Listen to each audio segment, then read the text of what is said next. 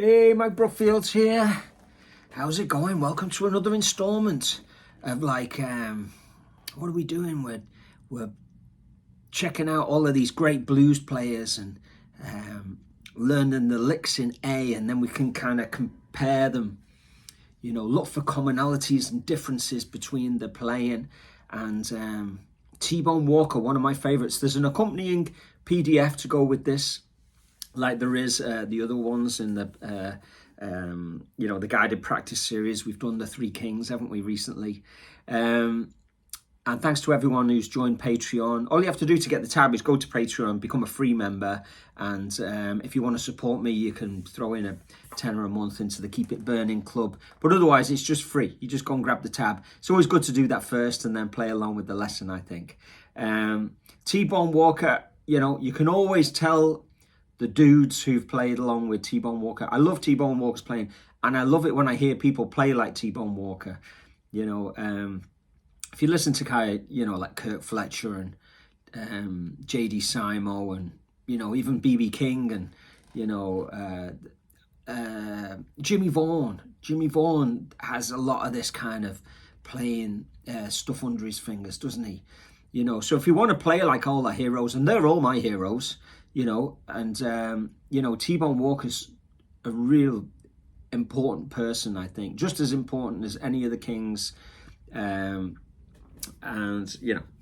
just love his style rhythmically. It's that when he plays straight and then he plays triplets and then he plays kind of swing rhythms, all of that stuff, is really, you listen to Little Wing and you hear Hendrix switch between swing and straight rhythms. It has a kind of a thread that kind of runs past kind of traditional electric blues, if you like. Okay, so what we're going to do is that now you've got your tab and everything, you can you play along with me. So what's this all about? We're playing them in A, all of these licks. So I'm going to use Stormy Monday because that's his biggest kind of tune, isn't it? It was originally recorded in G, and I'm sliding it up to A because then we can look for commonalities and differences and compare to the licks that we've been learning by Albert King, B.B. King, Freddie King, and who knows who's to come. But it means that we can kind of go, oh, look, that rhythmically sounds like so-and-so, or that note choice or that string bend is different. That's what makes them different, So it's a study, isn't it? And we're not that bothered about learning the solo to Stormy Monday all the way through so we can play it note for note. It's really about taking the ideas and studying the styles and enjoying playing the guitar in this style. And it's kind of in a more fragmented way. We're just taking his licks and his ideas, aren't we? So let's get stuck into it. So here's the first phrase. Do da dee dee dee dee da da dee da.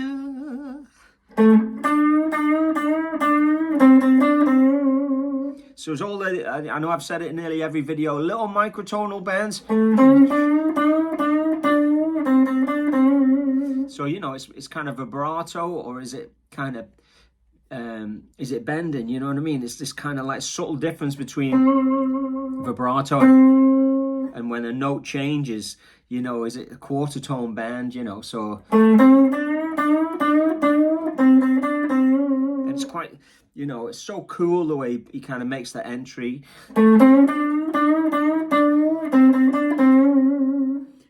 Let's listen to that again.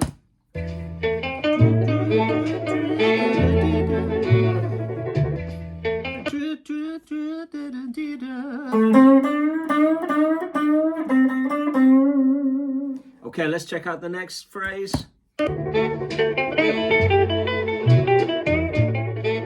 So that's a bit more pacey, isn't it?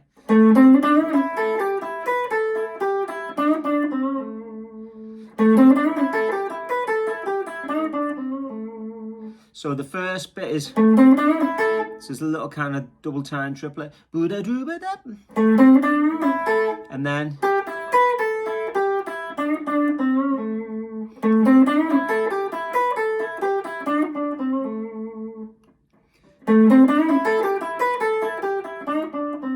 let's have a listen to it again.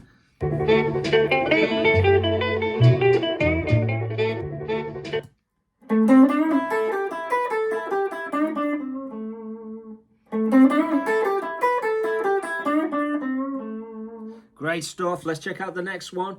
Not hanging around here today.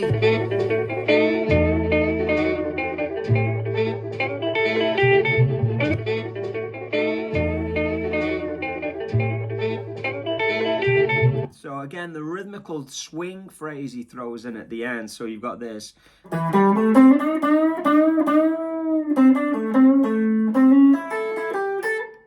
So the first bit.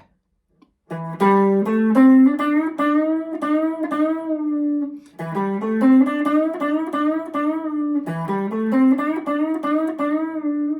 me clarify, it's this. And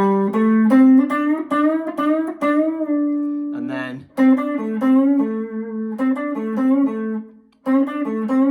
So, you know, every time I play a minor third, it's kind of bent.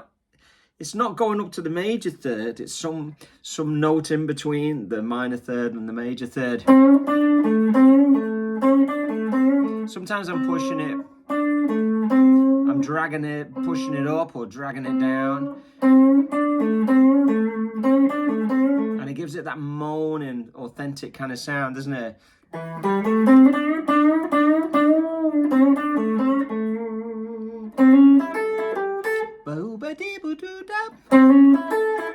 I love it when he kind of chucks those things in. So 1 minute he's playing straight.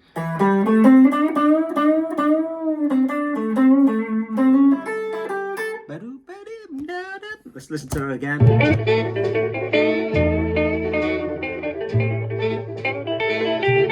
And the notes are very short as well, aren't they? And I think that could be just to do with the sound.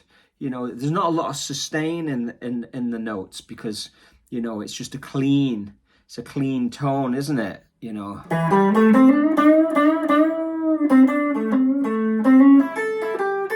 You know, so it's a lot of it is kind of quite staccato, and it's kind of plain. Then you've got this really iconic, well, it is, you know, if you're aware of this tune or not.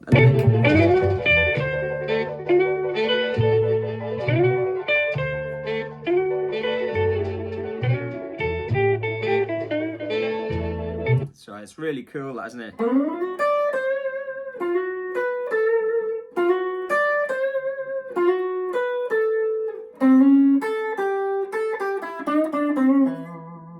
So you've got this kind of thing. Well, it's going to the D chord, so he's going.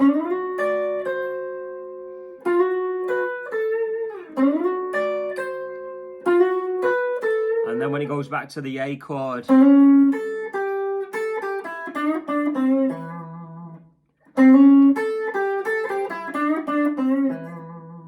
So a really nice, super cool lick there. They're all great. Okay, next.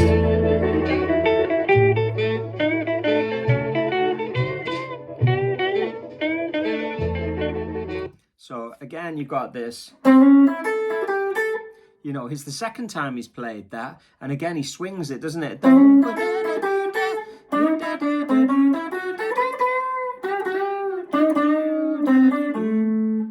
So that kind of real nice swing. 1, 2, 3.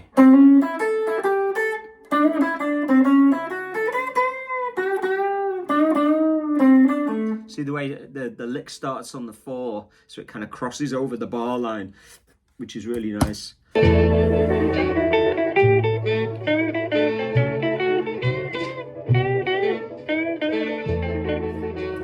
And then, and actually after those, there's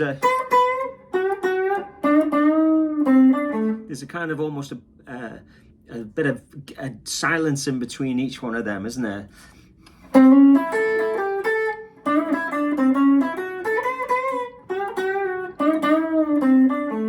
Kind of gaps. Nice to really get into the detail, isn't it? Okay, nearly there. 2 licks to go.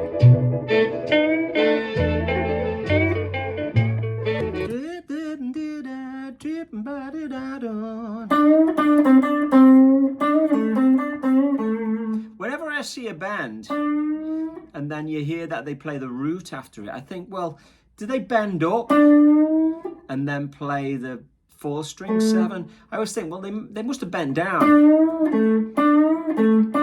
because it's not very comfortable to play the third string as a bend and then play the fourth string seven. Do you know what I mean? So it's almost like that here.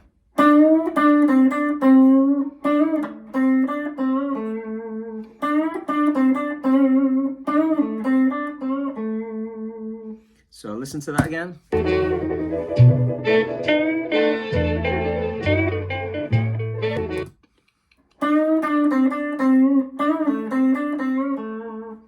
Okay, and then the last phrase.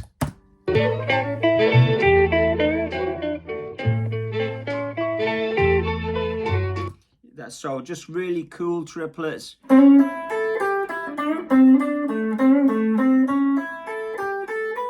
He's not in any hurry. He's not kind of all flustered or trying to cram more in than he needs to. It's just...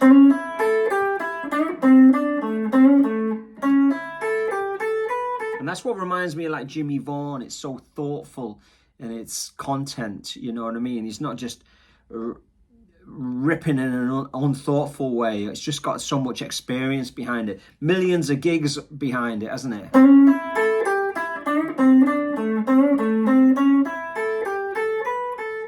So when I hear and listen and even play that, I kind of think about Jimmy Vaughan and those guys just as much as like T-Bone. Let's listen to it one more time. You can hear the woodiness to the tone because he's probably playing like a big Gibson jazz style guitar, isn't he?